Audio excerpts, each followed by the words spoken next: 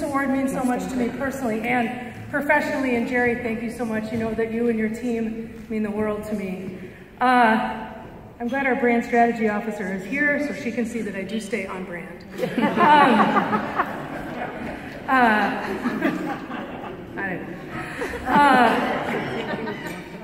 So in my 20s, when I was coming out, getting an annual exam was a love-hurt proposition.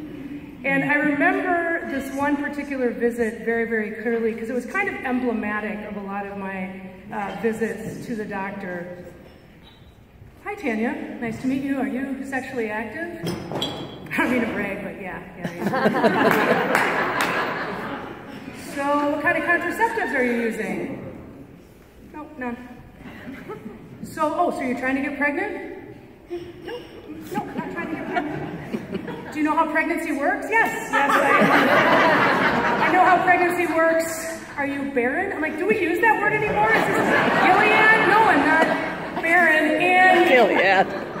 I knew why she was asking all of those questions, but I was not going to do her job for her. She needed to see me.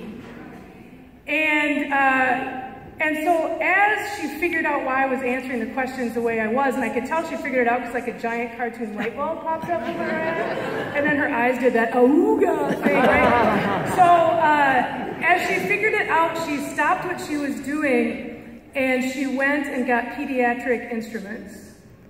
Now, I said this was a love-hurt proposition because the comedian in me, I mean, this stuff writes itself, right?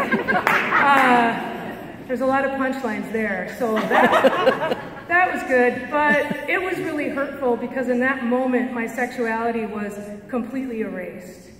And I no longer existed as a sexually mature human being with complex medical and social needs.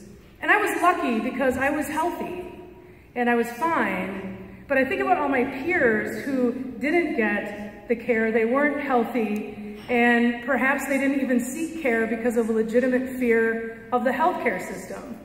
And I carried with me the privilege of being white and cisgendered. When people of color and transgender people tell you about their mistreatment in the healthcare system, believe them and stand up beside them and make it different.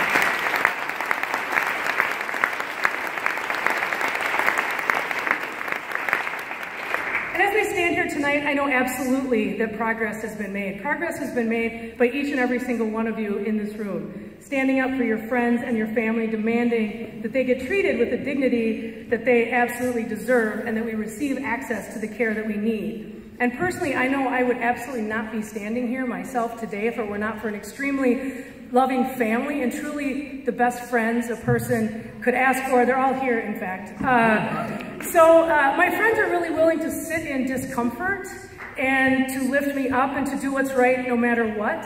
And my lovely wife, Lori, who herself is a nurse, knows as a patient, a woman, and a healthcare provider what people deserve in healthcare and works for that every single day. The progress also comes from intentional efforts from organizations and teams, many of whom are here tonight, like Planned Parenthood and Diverse and Resilient and ARCW, and so many others who risked it all so that LGBTQ people can be seen and treated with the dignity everyone deserves, regardless of race, gender, sexuality, income, or zip code. Progress comes from those who fight for advancement in healthcare technologies like PrEP and the ability for people to access them. And they launch public health campaigns reminding us that we are beautiful, loved, and worthy exactly as we are. People who boldly push forward policies that protect people's rights to access safe, affordable, and high-quality health care and bravely stand up against dangerous policies like the religious liberty proposals and public funding bans we are seeing rear their ugly heads again. They would allow people to deny us care based on their own personal feelings or direct funding to faith-based entities that don't offer comprehensive and inclusive care. And yes, we also must be very intentional about who sits on our next Supreme Court. Together, we will work to insist that the next Supreme Court justice upholds our constitutional right to health care, LGBTQ rights, and the right to be free from discrimination in this country. It's these teams, my colleagues, who carry that torch every single day, no matter how hot it gets. And I'm so grateful to stand alongside you. And what's at the heart of this discrimination? Politics. Why don't people just get to have the care that they need no matter what? Politics. Because it serves someone a purpose of power to keep the LGBTQIA community marginalized and maligned.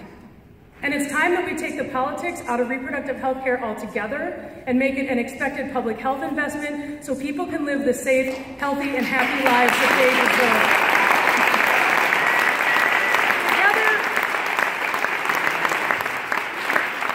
Together as organizations and individuals, we can achieve that, and I encourage all of us to keep going. I thank the other folks who are here tonight being honored for your incredible work, and thank you to the Shepherd Express for understanding the power of information and the stories of humanity that informs and energizes the justice that we seek. Thank you.